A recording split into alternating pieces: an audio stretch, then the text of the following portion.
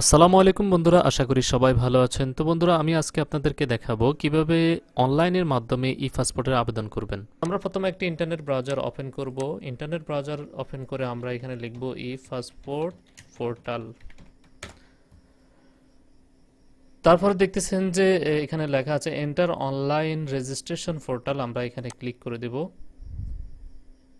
দেন আমরা ই পাসপোর্টের যে ওয়েবসাইটটি রয়েছে, আমরা ওই ওয়েবসাইটে চলে এসেছি। এখন আমরা অ্যাপ্লাই অনলাইনে ক্লিক করব। অ্যাপ্লাই অনলাইনে ক্লিক করার পরে are you applying from Bangladesh, এখানে আমরা ইয়েস দিয়ে দেব। Select district of your present address, আমরা এখানে প্রেজেন্ট অ্যাড্রেসটি দিয়ে দেব। আমাদের প্রেজেন্ট অ্যাড্রেসের যে জেলা রয়েছে, ডিস্ট্রিক্ট রয়েছে, আমরা ওই ডিস্ট্রিক্টটা এখানে বসাবো। তারপরে আমাদের প্রেজেন্ট অ্যাড্রেসের যে থানা রয়েছে, আমরা থানার নামটি এখানে বসিয়ে দেব।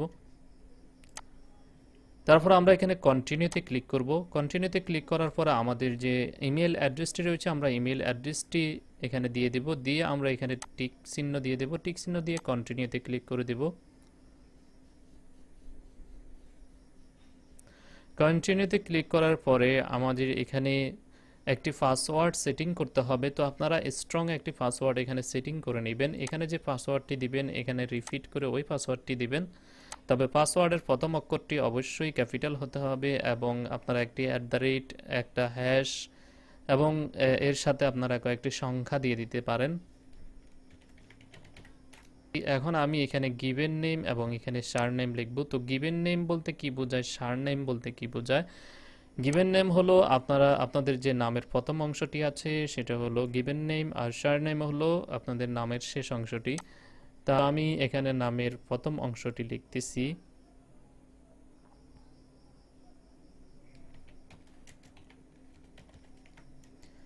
এবং সারনেমে আমি শেষ অংশটি লিখতেছি। আপনারা এখানে দেখতেছেন যে আমি গিভেন নেম যখন লিখেছি তখন এখানে কিন্তু এই যে ফুল নেমের মধ্যে প্রথমে চলে এসেছে এবং সারনেমটা দেখতেছেন যে এই যে শেষে চলে এসেছে। তো এইভাবে আপনারা এগুলা লিখবেন। তারপরে এখানে আপনাদের যে মোবাইল নাম্বার রয়েছে, আপনারা ওই মোবাইল নাম্বারটি এখানে দিয়ে দিবেন। মোবাইল নাম্বারটি বসানোর পরে আপনারা এখানে টিক চিহ্ন দিয়ে ক্রিয়েট অ্যাকাউন্টে ক্লিক করবেন। ক্রিয়েট অ্যাকাউন্টে ক্লিক করার পরে আপনারা যে ইমেল অ্যাড্রেসটি দিয়েছেন ওই ইমেল অ্যাড্রেসে কিন্তু আপনাদের একটি মেসেজ যাবে। ওই মেসেজটা দিয়ে আপনারা ভেরিফিকেশন করতে হবে। তো আপনারা আপনাদের যে ইমেল অ্যাড্রেসটি রয়েছে ওই ইমেল অ্যাড্রেসে প্রবেশ করবেন। প্রবেশ করার পরে একেবারে উপরে দেখবেন যে নো রিপ্লাই, এখানে ই পাসপোর্ট থেকে একটি মেসেজ করা হয়েছে। আপনারা এই মেসেজটি ওপেন করবেন। ওপেন করার পরে এখানে একটি লিঙ্ক দেওয়া থাকবে, আপনারা লিঙ্কের উপরে ক্লিক করে দিবেন। লিঙ্কের ওপরে ক্লিক করে দেওয়ার পরে আপনারা সাইন ইন করে নেবেন। সাইন ইনে এখানে আপনারা যে ইমেল অ্যাড্রেসটি দিয়েছেন ওই ইমেল অ্যাড্রেসটি এখানে অটোমেটিক আসবে। তারপর আপনারা এখানে পাসওয়ার্ডটি বসাবেন, আপনারা যে পাসওয়ার্ডটি দিয়েছেন।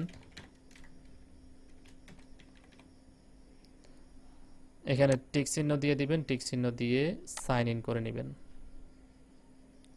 ওকে, আমার সাইন ইন হয়ে গেছে। এখন আমি অ্যাপ্লাই ফর এ নিউ ই পাসপোর্টে ক্লিক করব।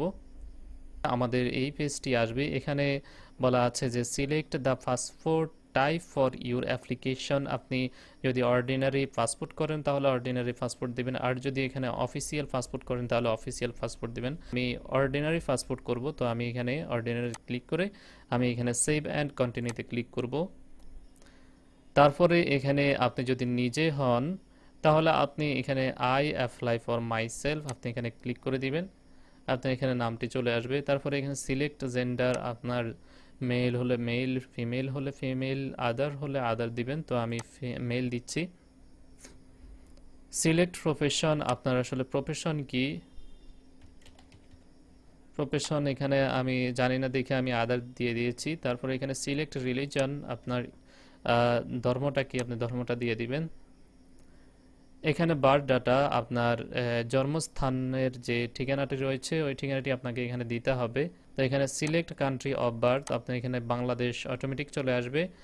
সিলেক্ট ডিস্ট্রিক্ট অফ বার্থ, আপনার জন্মস্থানের যে ডিস্ট্রিক্ট রয়েছে, জেলা রয়েছে, আপনি জেলার নামটি দিয়ে দিবেন। তারপরে এখানে সিলেক্ট ডেট অফ বার্থ, আপনার জন্ম তারিখটা এখানে দিয়ে দিতে হবে।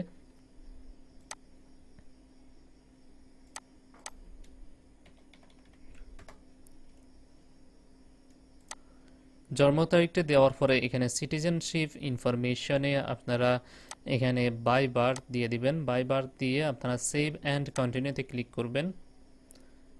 দেন আমাদের প্রথম অংশটি এখন কমপ্লিট হয়ে গেছে। দ্বিতীয় অংশে আমাদের অ্যাড্রেস দিতে হবে। তো এখানে বলা আছে যে পার্মানেন্ট অ্যাড্রেস, তো আপনারা এখানে পার্মানেন্ট অ্যাড্রেসগুলো সঠিকভাবে বসাবেন। সিলেক্ট ডিস্ট্রিক্ট, আপনার ডিস্ট্রিক্টে দিয়ে দিবেন। তারপরে সিটি অথবা ভিলেজ অথবা হাউস, আমি এখানে ভিলেজ দিচ্ছি।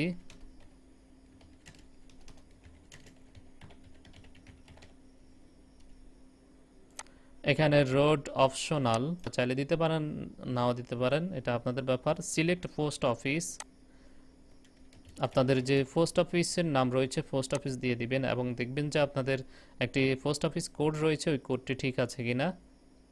তারপরে এখানে পুলিশ স্টেশন, আপনাদের যে থানা রয়েছে আপনাদের থানার নামটি দিয়ে দিবেন। তারপরে এখানে প্রেজেন্ট অ্যাড্রেস, আপনার পার্মানেন্ট অ্যাড্রেস এবং প্রেজেন্ট অ্যাড্রেস যদি একই হয় তাহলে আপনি এখানে present address is the same as permanent, এখানে ক্লিক করে দিবেন। আর যদি আপনার পার্মানেন্ট অ্যাড্রেস এবং প্রেজেন্ট অ্যাড্রেস আলাদা হয় তাহলে এখানে ক্লিক না করে আপনারা এখানে আপনাদের প্রেজেন্ট অ্যাড্রেসের তথ্যগুলো এখানে দিয়ে দিবেন। তো আমার যেহেতু প্রেজেন্ট এবং পার্মানেন্ট অ্যাড্রেস একই, তা আমি এখানে টিক চিহ্ন দিয়ে দিয়েছি। তারপরে আপনারা একেবারে নিচে এসে সেভ অ্যান্ড কন্টিনিউতে ক্লিক করবেন। আপনাদের যদি কোনো এমআরপি পাসপোর্ট থাকে তাহলে আপনারা এমআরপি পাসপোর্টে এখানে ক্লিক করবেন। ক্লিক করে আপনারা আপনাদের যে প্রিভিয়াস পাসপোর্টটি রয়েছে ওই প্রিভিয়াস পাসপোর্টের ইনফরমেশনগুলো এখানে দিয়ে দিবেন। একটা রিইস্যু রিজন, তো আপনারা এখানে এইগুলো দিয়ে দিতে পারেন। Conversion to EPassport expired, lost, stolen, data change, unusable, তারপরে আদার। তারপরে এখানে প্রিভিয়াস পাসপোর্ট নাম্বার দিয়ে দিবেন। এখানে সিলেক্ট ডেট অফ ইস্যু, আপনাদের পাসপোর্টটি আসলে কত তারিখে এবং কত সালে এটা ইস্যু হয়েছে, এবং সিলেক্ট ডেট অফ এক্সপায়ারেশন, এবং এটা ডেট কবে শেষ হয়ে গেছে সেই ডেটটি এখানে দিয়ে দিবেন। তারপরে এখানে do you have passports of other countries, আপনার কোনো অন্য অন্য কান্ট্রির অন্য অন্য দেশের পাসপোর্ট আছে কিনা। তো যদি না থাকে তাহলে নো আই ডোন্ট হ্যাভ, আর যদি থাকে yes I have another passport দিয়ে আপনারা এই যে এখানে ওই কান্ট্রির যে পাসপোর্টটি রয়েছে পাসপোর্টের ইনফরমেশনগুলো আপনারা দিয়ে দিবেন। তো আমার যেহেতু এমআরপি পাসপোর্ট নেই, তো আমি এখানে no I don't have any previous passport আমি এখানে ক্লিক করতেছি। তারপরে এখানে আমি এখানে নো দিচ্ছি এবং এখানে আমার যে এনআইডি নাম্বারটি রয়েছে আমি ওই এনআইডি নাম্বারটি এখানে বসিয়ে দেব। এনআইডি নাম্বারটি বসানোর পরে সেভ অ্যান্ড কন্টিনিউতে ক্লিক করব। ক্লিক করার পরে এখন আমরা আমাদের পার্সোনাল ইনফরমেশনগুলো ফিল আপ করব। তো এখানে পার্সোনাল ইনফরমেশনের ভিতরে ফাদার্স নেম,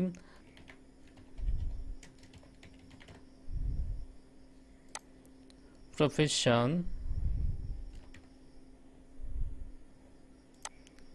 unknown, এখানে nationality Bangladeshi, national ID number নেই, মাদার্স ইনফরমেশন, এখানে মাদার নেমটি দিয়ে দিবেন। এখানে আপনারা সঠিকভাবে এই নামগুলা এখানে ফিল আপ করবেন, আপনারা এখানে ভুল দিবেন না। ভুল দিলে কিন্তু আপনাদের এই পাসপোর্টটা বাতিল হতে পারে এবং আপনার পরবর্তীতে কিন্তু আপনারা পস্তাতে পারেন। তো এই জন্য আপনারা আপনাদের পিতামাতার যে এনআইডি রয়েছে এনআইডি দেখে আপনারা এখানে পূরণ করবেন, কিংবা আপনার যদি কোনো সার্টিফিকেট থাকে ওই সার্টিফিকেট অনুযায়ী আপনি এখানে এই ইনফরমেশনগুলো দিবেন। Housewife, nationality Bangladeshi, national ID number, যদি ন্যাশনাল আইডি নাম্বার থাকে তাহলে ন্যাশনাল আইডি নাম্বার দিয়ে দিবেন, আর যদি ন্যাশনাল আইডি নাম্বার না থাকে দেওয়ার কোনো প্রয়োজন নেই।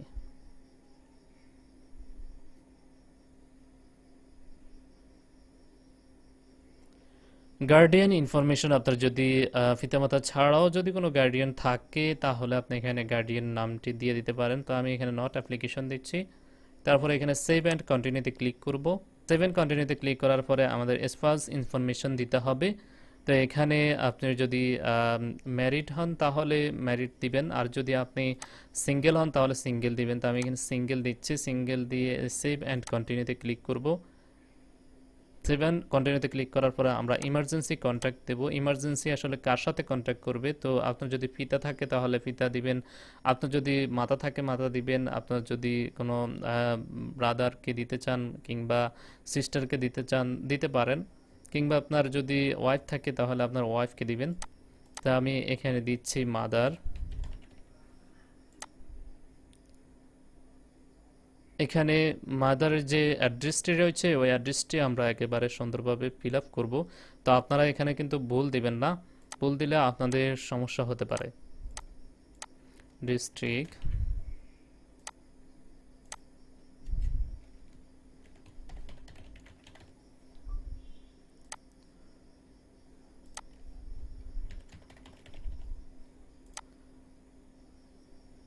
পোস্ট অফিস, পুলিশ স্টেশন,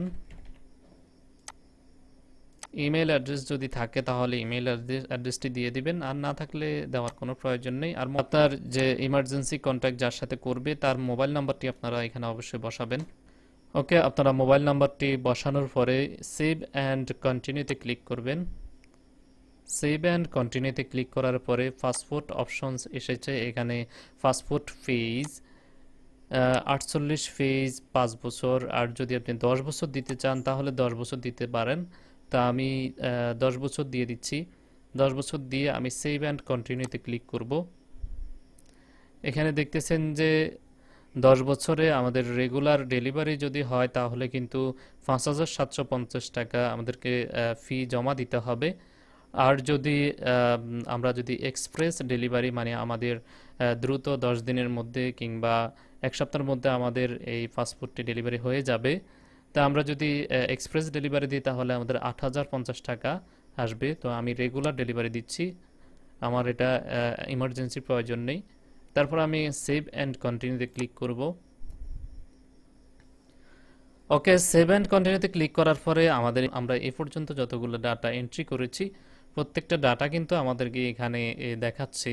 আপনারা এগুলা ভিউ করে দেখতে পারেন। চাইলে আপনারা এখান থেকে এডিট করে, আবার আপনারা যদি কোনো এডিট করার প্রয়োজন থাকে তাহলে আপনারা এডিট করে নিতে পারেন। এখানে পার্সোনাল ইনফরমেশন, আমার পার্সোনাল ইনফরমেশনগুলো আমরা ভালোভাবে এগুলো দেখব, আমাদের কোথাও কি ভুল আছে কিনা। তারপরে বাদ ডাটা,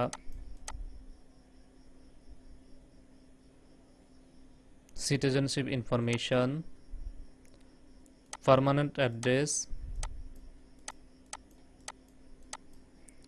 প্রেজেন্ট অ্যাড্রেস,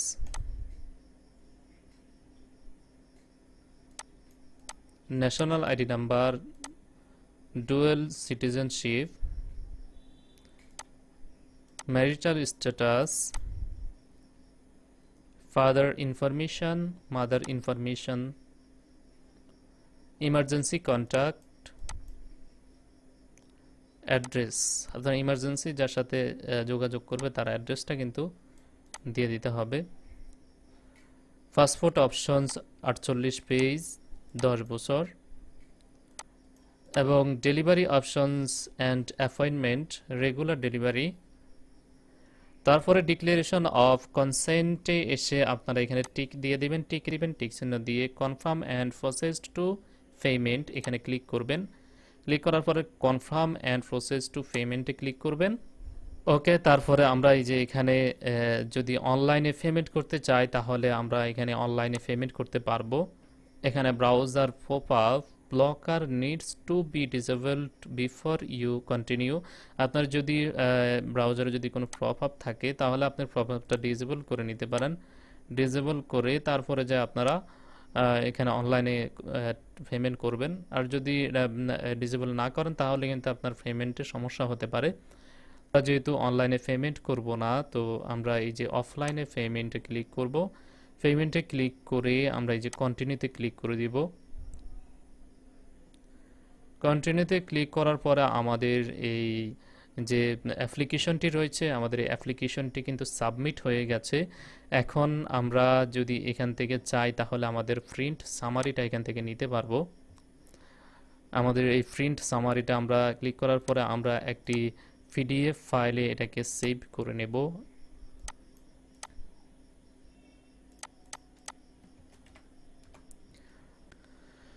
তো আপনারা এখান থেকে download application form for printing এখানে ক্লিক করবেন। ক্লিক করার পরে আমাদের এই ফর্মটি এখানে পিডিএফ আকারে ডাউনলোড হয়ে গেছে। তো আমরা এটাকে প্রিন্ট করতে পারবো। প্রিন্ট করে আমরা এখানে আমাদের কিছু কাজ আছে। তো কাজটা হলো আমরা একবারে নিচে আসব, নিচে এসে আসার পরে এখানে দেখতেছেন যে ব্যাংক নেম। তো আমরা এখানে আমরা যে ব্যাংকের মাধ্যমে টাকাটা পেমেন্ট করেছি ওই ব্যাংকের নামটি এখানে দিয়ে দেব এবং এখানে পেমেন্ট রেফারেন্স নাম্বার, ওই যে আমরা যে টাকাটা জমা দিয়েছি ওখানে স্লিপের মধ্যে এখানে কিন্তু ওই রেফারেন্স নাম্বারটা থাকবে। তো আপনারা রেফারেন্স নাম্বারটা কিন্তু এখানে বসিয়ে দিবেন। তারপরে পেমেন্ট ডেট, ফি প্রদানের তারিখ, আপনারা যেই তারিখে পেমেন্ট করেছেন ওই তারিখটা এখানে দিয়ে দিবেন। পেইড অ্যামাউন্ট, কত টাকা পেমেন্ট করেছেন সেই টাকাটা এখানে উল্লেখ করে দিবেন। তারপরে আপনারা এখানে লিস্ট অফ অ্যাটাচমেন্ট, সংযুক্ত দলিলাদির তালিকা। তো আপনারা এখানে ফটোকপি অফ ন্যাশনাল আইডি, আপনাদের জাতীয় পরিচয়পত্রটি কিন্তু অবশ্যই আপনারা ফটোকপি করবেন। তারপরে ফটোকপি অফ প্রিভিয়াস পাসপোর্ট, আপনাদের যদি আগে প্রিভিয়াস পাসপোর্ট থাকে তাহলে আপনারা ওই প্রিভিয়াস পাসপোর্টের ফটোকপি করতে হবে। আদার্স, অন্যান্য বিষয় যদি থাকে আপনি যদি দিতে চান তাহলে এখানে ডকুমেন্ট দিতে পারেন। তারপরে এখানে আপনি যে তারিখে জমা দিবেন ওই তারিখটা এখানে দিয়ে দিবেন। এখানে আপনার সিগনেচারটা দিয়ে দিবেন। শিশুদের ক্ষেত্রে তার গার্ডিয়ানরা সিগনেচার করবে। তো বন্ধুরা, আপনাদেরকে অসংখ্য ধন্যবাদ আমার ভিডিওটি দেখার জন্য। আমার চ্যানেলে যদি আপনারা নতুন হয়ে থাকেন তাহলে আমার চ্যানেলটি সাবস্ক্রাইব করুন, পাশে থাকা বেল আইকনটি বাজিয়ে রাখুন।